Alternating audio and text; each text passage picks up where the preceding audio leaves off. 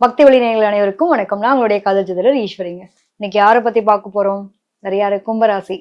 கும்பராசிக்காரவங்களுக்கு என்னுடைய வாழ்க்கையிலங்க நானும் ரொம்ப கஷ்டப்பட்டுட்டேன். ஒரு முன்னுக்கு வரணும்னு எதிர்பார்க்கிறேன். எனக்கு என்னதான் செஞ்சாலும் நல்லவேன்ற பேரும் வர மாட்டேங்குது. கஷ்டத்தை மட்டுமே அனுபவிச்சுட்டு இருக்கேன். இது ஆணாக இருந்தாலும் சரி, பெண்ணாக இருந்தாலும் சரி, நிலை இருக்கும். ஸோ அப்படிப்பட்ட நபர்கள் உங்களுக்கு வாழ்க்கையில அதிர்ஷ்டம்ன்றது எங்களுக்கு ஒரு வாட்டியாவது கிடைச்சிடாதா அப்படின்னு ஃபீல் பண்றது எனக்கு தெரியுதுங்க. கண்டிப்பா உங்களுக்கு அதிர்ஷ்டத்தை தரக்கூடிய தெய்வம் யாருன்றதை இன்னைக்கு டீட்டெயிலா பார்க்க போறோம். வாங்க பார்க்கலாம். பொதுவா வந்துட்டு காலபுருஷ தத்துவத்தின் 11ஆம் இடம் சொல்லக்கூடியது கும்பராசி. கும்பம் அப்படின்னாலே வந்துருங்க, கும்பத்தன்ற விஷயத்த நீங்க ஃபர்ஸ்ட் எடுத்துக்கோங்க. கும்பமேளான்னு சொல்லுவாங்க. கும்பம் அப்படிங்கும்போது ஒரு கௌரவிக்கக்கூடிய நிலை அப்படின்ற ஒரு தன்மை உண்டு. ஸோ அப்போ கௌரவத்தை விரும்பக்கூடிய நபர்கள் தான் கும்பராசிக்காரங்க. உங்களுக்குன்னு தனி மரியாதை கொடுப்பாங்க. எங்க போனாலும் ஒரு தனித்துவமான நபர்கள். இவங்க பேரை சொன்னா ஒரு மரியாதை இருக்கும். இந்த பொண்ணு பேரை சொன்னா அந்த குடும்பத்துல மிகப்பெரிய ஒரு மதிப்பு, எல்லாராலும் கொண்டாடப்படக்கூடிய நபரா இருப்பாங்க. அந்த நிலை இருக்கும். அது மட்டும் இல்லாம இந்த கும்பம் அப்படின்னு எடுத்துட்டோம், நாங்க கலசமா பாக்குறாங்க, கும்பமா பாக்குறாங்க. எல்லாருக்கும் கையெடுத்து கும்பிடக்கூடிய நிலை எதுக்கு உண்டு? கலசத்துக்கு உண்டு. ஸோ அப்படிப்பட்ட கும்பராசினியர்கள் நீங்க எப்படி இருப்பீங்க சொல்லுங்க பார்ப்போம். பல பேரால கொண்டாடப்படுவீங்க தானே? நிச்சயமாக. ஸோ அந்த கும்பம் அப்படிங்கும்போது அந்த குடம் இருக்கும் பாத்தீங்களா, அதுக்குள்ள தண்ணி இருக்கா, காசு இருக்கா, வெறும் குடமா இருக்கா, யாருக்குமே தெரியாது. அது மாதிரிதான் நீங்க, உங்களுடைய மனசு பல பேரால புரியாத புதிராவே வச்சுட்டு இருப்பீங்க. இவன் என்ன யோசிக்கிறான், இவனுக்குள்ள என்ன இருக்கு, ஒரு ரகசிய குணங்கள் இருக்கக்கூடிய நபர்கள் யாரு அப்படின்னா கும்பராசி. சோ உங்களுக்கு ஆட்சியதிபதியா இருக்கிறது யாரு பாத்தீங்கன்னா சனி பகவான். சோ சனி கூடவே இருக்கும்போது அப்புறம் என்னங்க வேணும்? நியாயக்காரகன் இருக்காரு இல்லைங்களா? சூரியனுடைய சிறப்பு பார்வை வரப்படுறது. சாட்சா அந்த நமக்கு என்ன சொல்றது, சிவபெருமானினுடைய அனுகிரகம் அப்படின்றது முழுசா கூடவே இருக்கு. அப்ப நீங்க எப்படி இருப்பீங்க சொல்லுங்க பாப்போம். குரு சனி இருந்துச்சு அப்படின்னாலே வந்து மிகப்பெரிய ஒரு பாக்கியம்னு சொல்லலாம். எங்க இருந்தாலும் தனித்துவங்க. அதாவது எனக்கு மரியாதை கொடுக்கலன்னா அப்படிப்பட்ட தொழில் தேவையில்லைங்க. நீ எனக்கு மேலதிகாரியா இருந்தா உனக்கு நான் பதிஞ்சு போகணுமா? நானும் வேலை பார்க்க வரேன், நீயும் வேலை பார்க்குற. உனக்கு என்ன மரியாதையோ அந்த மரியாதை எனக்கு வரணும். இல்லைன்னா தேவையில்லை. அதற்றத வந்து விரும்பவே மாட்டாங்க. ஆனா இவங்க அதட்டக்கூடிய நிலையில தான் இவங்க இருப்பாங்க. இவங்களோட மத்தவங்களோட மனசை காயப்படுத்துற மாதிரி புண்படும் சொற்களால பேசுவாங்க. ஆனா அவங்க அதுல நியாயம் இருக்க மாதிரியான ஒரு தன்மை இருக்கும். ஆனா அந்த நியாயத்தை வந்து யாராலும் ஏத்துக்க முடியாதுல்ல. எப்பவுமே பாருங்களேன், ஒருத்தவங்களுக்கு ஒரு புண்ணு காயமா இருக்கு அப்படின்னா அதுல போய் குத்தி குத்தி வேல் பாக்குறியான்னு சொல்லுவாங்கல்ல, அது மாதிரிதான். ஒரு ஒரு புண்ணா இருக்கு அப்படின்னா அதுல போய் குத்தி குத்தி பதம் பார்க்காத, நிறைய பேர் சொல்றதை கேள்விப்பட்டிருக்கும். சோ இவங்களுடைய சொற்கள் வந்து கடும் சொற்களா இருக்கும்.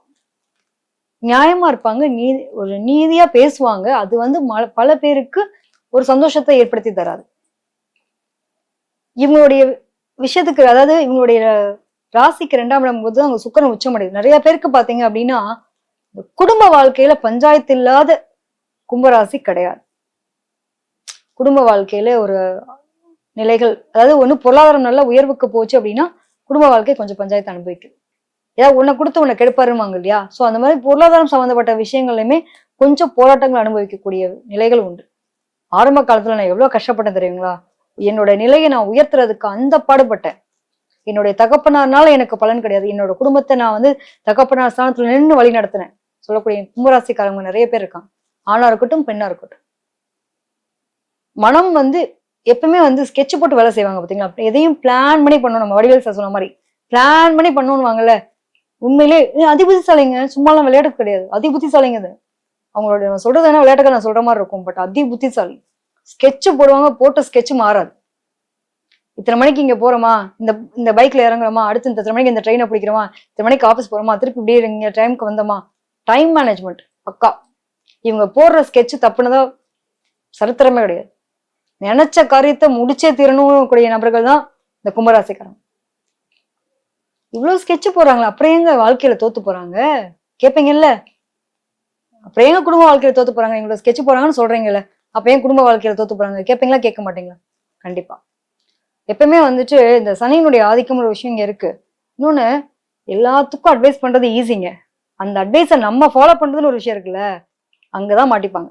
இந்த கும்பராசிக்காரங்க என்ன பண்ணுவாங்க அப்படின்னா, நீ இதை பண்ணா இது நடக்கும், இது நடக்கும், இது நடக்காது அப்படின்ற அளவுக்கு எல்லாத்தையும் அனுமானிச்சு தீர்க்கமா ஒரு ஒரு பேப்பரை கையில கொடுத்துருவாங்க. இதுதான் நடக்கும், இது நடக்க போகுது, இதுக்கான விஷயங்கள் இதுதான்ற மாதிரி ஸ்டேட்மெண்ட்டே கொடுத்துருவாங்க. ஆனா அவங்க வாழ்க்கைன்னு வரும்போது அடுத்தவங்களுடைய அட்வைஸ கேட்க மாட்டாங்க. அதனால குடும்ப வாழ்க்கையில தொத்து போவாங்க. சோ ஸ்கெட்ச் போடுறது எல்லாருக்கும் நல்லா ஸ்கெட்ச் போடுறேன், எனக்கு மட்டும் ஸ்கெட்ச் போட வரமாட்டேங்குதேன்னு சொல்ற மாதிரிதான். சோ அதிபதிசாலின்னு சொல்லும்போது நீங்க புரிஞ்சுக்கணும் என்ன காரணம் அப்படின்னா, கும்ப ராசியினுடைய அதிபதினு பார்க்கும்போது இங்க சனியை பார்க்கணும். அப்ப சனி பகவான் பிளஸ் வந்துட்டு நமக்கு சிவபெருமானுடைய அருளாசிக்கம் பெற்றவர். இவங்க எல்லாம் குலதெய்வ வழிபாட விடாம ஃபாலோ பண்ணுவாங்க. இவங்க குடும்பத்துல ஒருத்தராது குலதெய்வத்துக்குன்னு மிகப்பெரிய ஒரு பணிகளை செஞ்சுட்டு இருக்கக்கூடிய நபர்கள் இருப்பாங்க. பூசாரி பணி செய்வாங்கன்னு சொல்லுவாங்க பாத்தீங்களா, அந்த மாதிரி இந்த குடும்பம் அந்த கோவிலுக்காக தன்னுடைய நிலைகளை அர்ப்பணித்தே ஆகக்கூடிய தன்மை பெற்ற நபர்கள் இந்த குடும்பத்தில் இருப்பர். இன்னொருபடி சொல்றேன் கேளுங்க, இதை டெஸ்ட் பண்ணிட்டு சொல்லுங்க. எல்லாருக்கும் ஒரு மிகப்பெரிய ஒரு சவால். உங்களுடைய மெயின அதாவது கும்பராசிக்காரவங்களுக்கு அவங்க வீட்டு பக்கத்துல விநாயகர் கோயில் கண்டிப்பா இருக்கும். அந்த விநாயகரை வழிபட்டுட்டு தான் போவேங்க வருவேங்கன்னு சொல்லக்கூடிய நபர்கள் இருப்பீங்க கும்பராசிக்காரவங்க. அதே மாதிரி இவங்களுடைய 5ஆம் இடம், அப்ப இவங்களுடைய பூர்வ ஜென்ம கர்ம வினை பதிவுன்னு ஒரு விஷயம் இருக்கு இல்லையா, அந்த பதிவை அகற்றக்கூடிய தெய்வம். இவங்க இந்த தெய்வத்தை பிடிச்சுண்டா அவங்களோட வாழ்க்கை ஃபுல்லா சூப்பரா இருக்கும். வாழ்நாள் ஃபுல்லா அவங்களோட நிலைகள்ல இருக்கக்கூடிய பிரச்சனைகள்லாம் விலக்கி கொடுப்பாரு. அப்படின்னா யார் அந்த தெய்வம்? இப்ப அதிபுத்திசாலி அறிவாளின்னு சொல்றேன். இந்த அறிவாற்றலையும் கல்வி ஞானத்தையும் கொடுக்கக்கூடிய கடவுள் யாருங்க? மிகப்பெரிய விஷயம் என்ன, நம்ம எல்லாம் கல்வியில சிறக்கிறோம். யாரோட அனுகிரகம் இருந்தா நம்ம கல்வியை ஒரு பேச்சு திறனை எல்லாத்தையும் நம்ம கொடுக்கறது யாருங்க? சரஸ்வதி தாயார். சோ அந்த சரஸ்வதி தாயாருடைய அனுகிரகம் கண்டிப்பா இவங்களுக்கு இருக்கணும். இவங்க இருக்கிறதுனாலதான் இந்த அளவுக்கு இருக்காங்கன்னே சொல்லலாம்.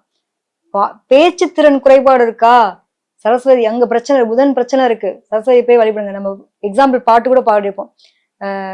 சிவாஜி சார் ஒரு படத்துல பாடியிருப்பாரு, சரஸ்வதி தாயார்கிட்ட வழிபட்டோடனே மூமையை பேச வைப்பாங்க, பாட வைப்பாங்க பாத்தீங்களா, அதான்.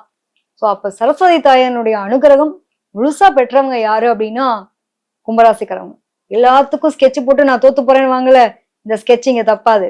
ஏன்னா தாயார் கூட இருக்கா. வெள்ளை தாமரையில வெள்ளை உடை உடுத்தி கூடவே உட்கார்ந்துட்டு இருக்கவர் யாரு அப்படின்னா சரஸ்வதி தாயார். அவளுடைய அனுகிரகம் பட்டுச்சுனாங்க படிக்க முடியாதவனையும் படிக்க வைப்பாங்க. அப்புறம் என்னங்க, உங்களுக்கு எல்லாம் படிப்புல தடை இருக்கும், காதல்ல தடை இருக்கும், வேலையில தடை இருக்கும், அத்தனையும் உடைச்செழுதக்கூடிய தன்மை இந்த தாயாருக்கு உண்டு. சோ சரஸ்வதி தாயை வழிபடுங்க. வெள்ளிக்கிழமையில சரஸ்வதி தாயார் வழிபடுறது ரொம்ப சிறப்பு. புதன்கிழமையில போயிட்டு உங்களுடைய குழந்தைகளுக்காக படிப்புக்காக வேண்டிக்கிட்டு புத்தகங்கள், நோட்டு புத்தகங்கள் வாங்கி அன்னைக்கு டேல உட்காந்து சரஸ்வதி தாயாரை வழிபட்டு வர்றது மிகப்பெரிய ஒரு மாற்றத்தை கொடுக்கும். வித்யாகாரகன்னு சொல்றோம் இல்லையா, சோ சரஸ்வதி தாயார் அந்த அளவுக்கு அறிவாற்றல பூத்திண்டே இருப்பா. நீங்க போதும்னு கேட்டாலும் விட மாட்டா. ஏய் நீ உட்காந்து படிச்சது தானே எந்திரிக்கணும்னு நம்மளை கண்ட்ரோல் பண்ணுவாங்க இல்லையா, தாயார் என்ன பண்ணுவா, நீ உங்ககிட்ட எவ்வளவு நாலேஜ் இருக்கு, நீ எவ்வளவு நாள் உன்னோட கெப்பாசிட்டி எவ்வளவு இருக்குன்னு தெரியும் இல்லையா. சோ அந்த கெப்பாசிட்டியை ஃபுல்ஃபில் பண்ணக்கூடிய நபர் யாரு அப்படின்னா நம்ம தாயார் அம்மா தான். சோ நீங்க வழிபட வேண்டிய தெய்வம் சரஸ்வதி தேவி. சரி என்னங்க வச்சு வழிபடலாம்?